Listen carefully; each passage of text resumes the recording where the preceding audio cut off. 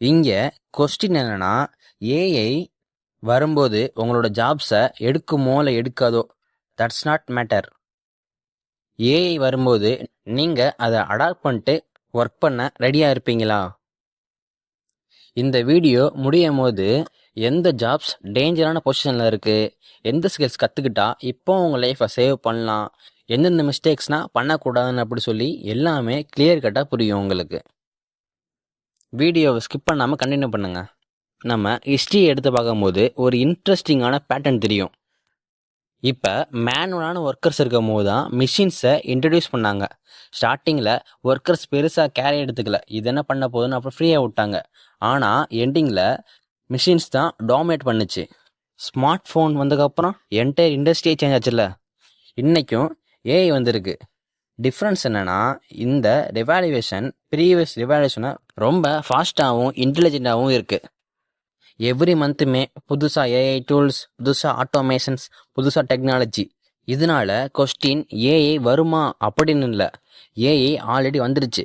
த real question, நீங்கள் adapt பண்ணிக்குவீங்களா? AI already replace it. இப்போ நிறைய பேர் என்ன நினச்சிக்கிட்டு இருக்காங்க, ஏஐ வந்து என்ன பண்ண போகுது, ஒரு கேரே இல்லாமல் தள்ளி விட்டுருவாங்க. ஆனால் நம்ம ரியாலிட்டியில் பார்க்கும்போது ஆல்ரெடி ஏஐ வந்துருச்சு. லைக் கம்பெனிஸ்க்கு கஸ்டமர் சப்போர்ட்டு ஏஐ யூஸ் பண்ணுறாங்க. பேசிக்கான கண்டென்ட் ரைட்டிங் கூட ஏஐ வச்சு தான் எடுக்கிறாங்க. இந்த மாதிரி ஒரு meeting notes, translation, coding assistance, இந்த மாதிரி எல்லாத்துலேயும் ஏஐ ஹெல்ப் பண்ணுது. இது எல்லாமே நாளைக்கு வரப்போகிற டெக்னாலஜி இல்லை, ஆல்ரெடி வந்துருச்சு. இந்த டைம் பீரியடில் ரன் ஆகிட்டு இருக்க ப்ராசஸ் இதுதான். ஸோ என்ன நடக்குதுன்னு கொஞ்சம் முழிச்சுக்குங்க. Jobs are most at risk. ஒரு விஷயம் கிளியராக புரிஞ்சுக்குங்க. ஃபர்ஸ்ட், ஏஐ வந்து ஒரே நாளில் எல்லா ஜாப்ஸும் ரீப்ளேஸ் பண்ணிட்டு போயிடாது அப்படின்னு நம்ம சொல்ல முடியாது. ஆனால் ஒரு சில ஒர்க், லைக் ரிப்பீட் பண்ணுற ஒர்க்ஸு, சிம்பிளாக ரூல் ஃபாலோ பண்ணுற ஒர்க்ஸு, சேம் டாஸ்க்கை டெய்லியும் ரிப்பீட் பண்ணுற ஒர்க்கு, இந்த மாதிரி ஒர்க்குனா ஈஸியாகவே ஆட்டோமேஷனுக்கு டார்கெட் பண்ணிடுவாங்க. எக்ஸாம்பிள்ஸில் பார்க்க போனால், டேட்டா என்ட்ரி ஆட்டோமேஷனே ஆட்டோமேட்டிக்காகவே டேட்டாவை என்ட்ரி பண்ண ஆரம்பிச்சிருச்சு. அதே மாதிரி சிம்பிள் கஸ்டமர் சப்போர்ட்டு, ஏஏ வாய்ஸாக இருக்கட்டும் இல்லை டெக்ஸ்டாக இருக்கட்டும், டெம்ப்ளேட் பேஸ்டு ரைட்டிங், ஏஏ ஓனாக அனலைஸ் பண்ணி ப்ரீ ரைட்டிங் பண்ணிக்கிருக்கு. இதனால் இந்த மாதிரி ரூல்ஸ்னால் சேஞ்ச் ஆக வாய்ப்பு இருக்குது. ஆனாலும் எந்த பீப்புள்ஸுக்குன்னா அதை அடாப்ட் பண்ண தெரிஞ்சால் ஒரு புது ஆப்பர்ச்சுனிட்டியை அவங்க கிரியேட் பண்ணிக்கலாம். Mistakes students makes. இப்போ காலேஜ் படிக்கிற நிறையா ஸ்டூடெண்ட்ஸ் எல்லாம் ஒரு மிஸ்டேக் பண்ண ஆரம்பிக்கிறாங்க. இப்போ காலேஜ் முடிஞ்ச கையோடு நம்மளுக்கு கையில் டிகிரி கொடுத்துருவாங்க.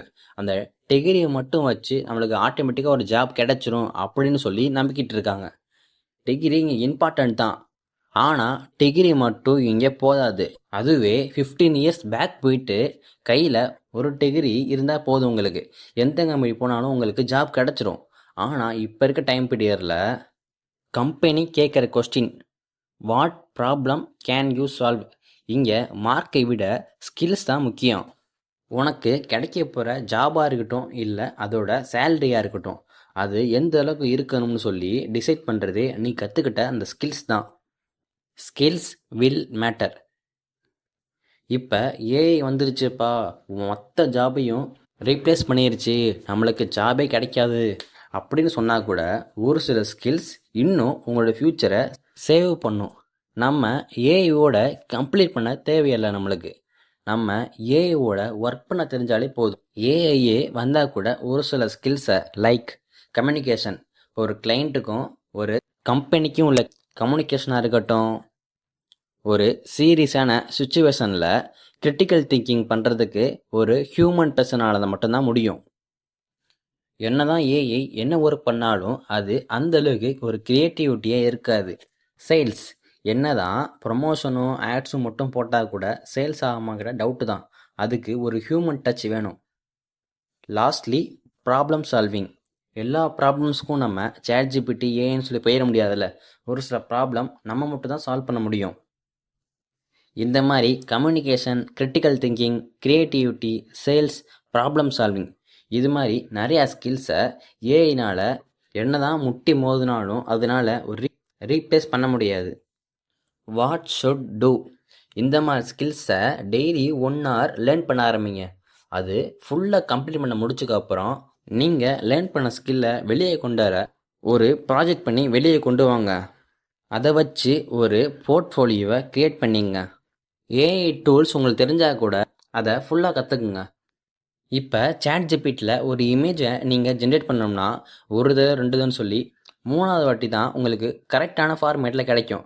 இதே அந்த மாதிரி இடத்துல ப்ராம்ப்ட் இன்ஜினியரிங் கற்றுக்கிட்டா நீங்கள் ஃபஸ்ட்டு தடவையே உங்களுக்கு தேவைப்படுற இமேஜை நீங்கள் எடுத்துக்கலாம். இதை வச்சு உங்கள் லிங்க்டின் ப்ரொஃபைலை இம்ப்ரூவ் பண்ணுங்கள். கம்பெனியில் நம்ம வேலைக்கு போகிறது கஷ்டம், ஆனால் இன்டர்ன்ஷிப் போகிறது அந்த கஷ்டம் இல்லை. ஒரு கம்பெனியாக போயிட்டு இன்டர்ன்ஷிப் தேட ஆரம்பிங்க. என்னதான் நம்ம கற்றுக்கிட்டாலும் ஒரு ரியல் ஒர்க் பண்ணால் தானே நிறையா ஆப்பர்ச்சுனிட்டிஸ் கிடைக்கும். நினச்சி பாருங்கள், 2020 வந்துருச்சு. 2 ஃப்ரெண்ட்ஸ் இருக்காங்க. அவங்க 2 பேருமே சேம் காலேஜில் தான் கிராஜுவேஷன் ஆகிறாங்க. 2 பேர்கிட்டையும் சேம் டிகிரி தான் இருக்குது. ஆனாலும் ஒரு ஃப்ரெண்டு என்னடா பெரிய ஏஐ அப்படின்னு சொல்லி கேரே பண்ணாமல் ஃப்ரீயாக விட்டான்.